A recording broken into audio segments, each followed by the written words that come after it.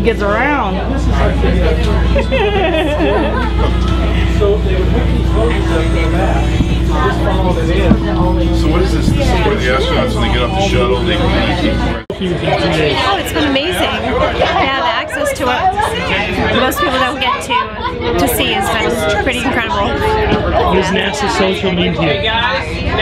It's a small family. Yeah. Yeah, and then that's Scott Rogers. Okay, we work together. We're cohorts. And I think John Valdez is in here somewhere. Back there. We got John Valdez back there. We all work together. What's your name again, sir? Ed Matheson. So our role was, anytime we had a landing out here, we made sure that the equipment was absolutely ready to go. Everything that went out to meet that space shuttle, our responsibility was to make sure it was top notch, and then we had to sign off and promise Kennedy Space Center, yes, it is ready to go. And basically, other sites such as White Sands, ourselves, some of the TAL sites, they have a great big whiteboard back at Kennedy, and all of us replying back to them saying, yes, we're ready to support in this, yes, we're ready to support here. Then they decide whether or not it's going to basically come down that day, if it's available to come down.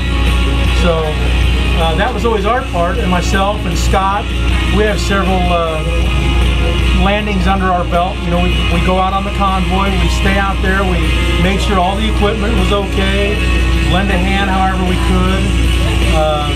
I was telling them the only incident that I can remember we really ever had is this was going out one time, and we were in convoy going out to the Air Force side to wait for the shuttle to land, and the gas pedal broke on this.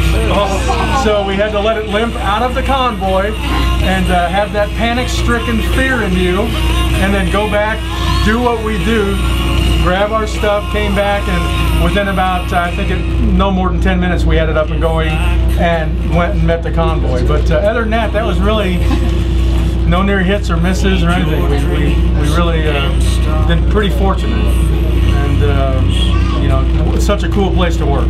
Just couldn't ask for anything better. We get to do cool stuff out here. We really do. So it's nice having you guys come out. It's nice to have other people see what we do, man. It's cool, because we take it, sometimes you take it for granted, and you don't mean to. You would never intentionally do that, but when we see the excitement in everybody else, it's like you realize this is, you know, we get to do cool stuff. So, you know, thank you guys for coming out here. Do you have a Twitter handle? You know what? I don't. I'm borderline old codger, so all I've got is Facebook. You know, I'm delved into Facebook, so. You can connect them. So you can tell us a little bit more about this vehicle? Yeah, so what this did is, you know, when we got out there to the runway, they would pull a thing up called a white room, and I don't know how well you'll be able to see this. I'll try to show you here.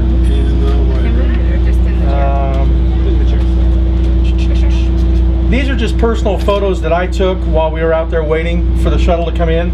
So we're on convoy basically, and you've got Air Force, you've got Department of Defense, you've got everybody out there. And we're just out there kind of waiting, and there it is after wheel stop. So it's come in, it's landed, and then you'll see that's military flying around. You know, they always had helicopters waiting in case there was an incident that they had to fly the astronauts off right away. So here's wheel stop, and here's our CTV. This deal here is what they call the white room. So the white room would butt up against the shuttle, and what it allowed us to do was pull into there. There's a little ramp that comes off the front of this. The astronauts could walk straight off, come in through those doors, come into here, be checked by medical. There was another door on the other side that allowed a scissor truck to pull up, because they had time-sensitive materials on their experiments. So they could immediately start downloading all of the stuff too.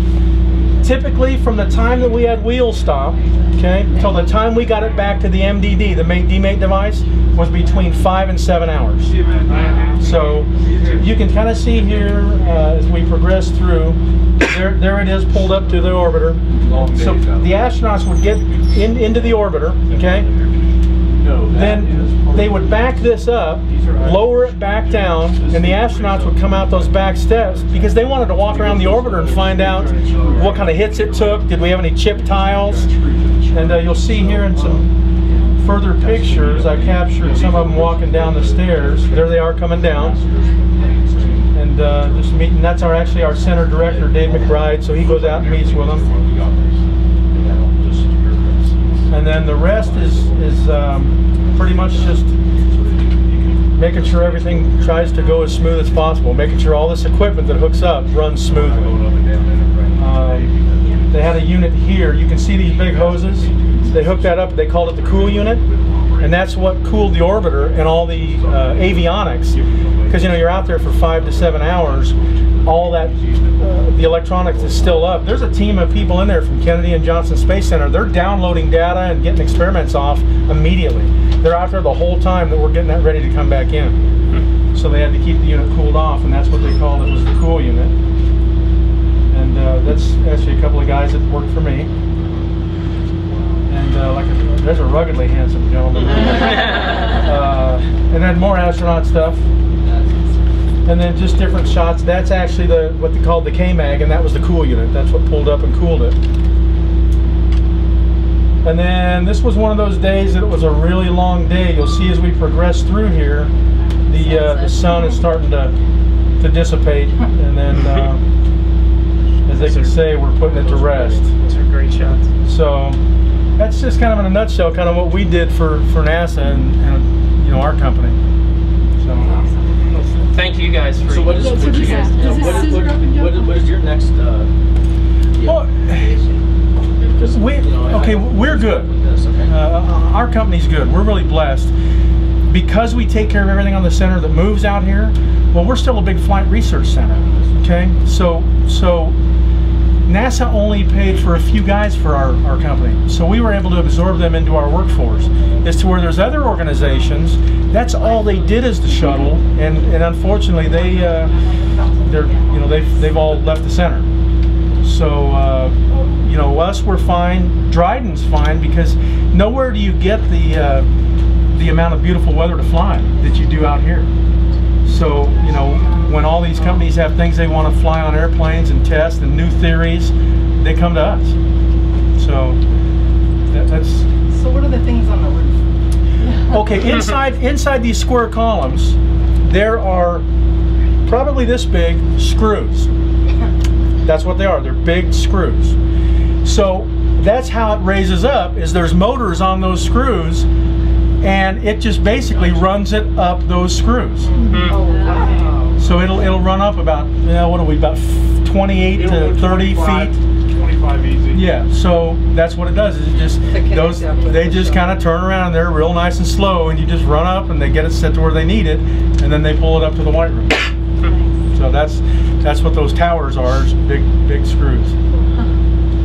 Is this related at all to the people movers at Dulles Airport? I got to think they are, because I've flown into Dulles, and I've been on those. This actually came from there, from what I understand. Yeah, I think it did. That's what the Wikipedia page says. That really.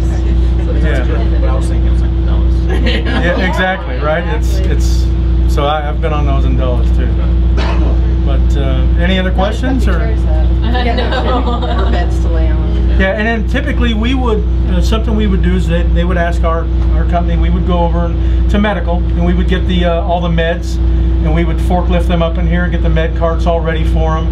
And then we did not ride in here, flight surgeons and medical staff and some VIPs would ride in here. And then we drove a lot of the convoy equipment out and helped with that too. But other than that, how fast will this thing go? This 0 to 60 times. This about a whopping snail. 35 at top speed. Yeah. Ooh. That's pretty good. That's with some big flat spotted tires, so it gets to bucking.